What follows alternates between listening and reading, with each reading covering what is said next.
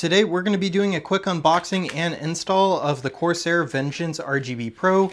We have DDR4 and two 8 gig sticks, and that's going to be a total of 16 gigs of RAM. I actually have these installed in my PC currently, and I'm building a PC for a friend, so I wanted to get these again because the RGB on these is just amazing. I love the way it works, and their app control feels really solid. And anyways, let's go ahead and throw it in a PC so I could show you exactly what they look like. All right guys, so we have the Corsair RAM installed, and we already have the application running to actually change the RGB colors. And I'll show you guys some of the different settings that we have on the app in just a minute, but I just wanted to show you guys the RAM up close.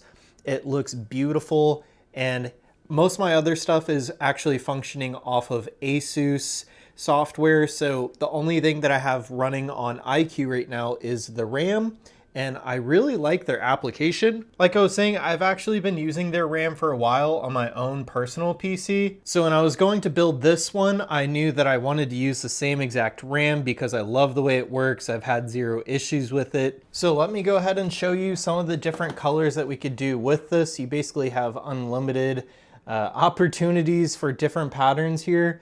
So this one is called Liquid, and we have Interstellar here. We have Corsair just blue, which matches my PC pretty well, a yellow, and then we could just do rainbow for full RGB. Abstract has been one of my favorites so far, and if you guys click murals, you can actually adjust these, so we could move these windows here to get different colors and different patterns on our RGB. So I did have to go into the BIOS to actually update what megahertz frequency it was running at, and so I was able to get it to 3200 just like they advertise, and it's been running really smooth. But personally in my PC, I went with the 3600 speed, which is just a little bit faster, but it's one of those things where I could really tell a difference whenever I'm editing or playing a lot of video games. So anyways, that's going to be it for my really quick unboxing and install of the Corsair Vengeance RAM.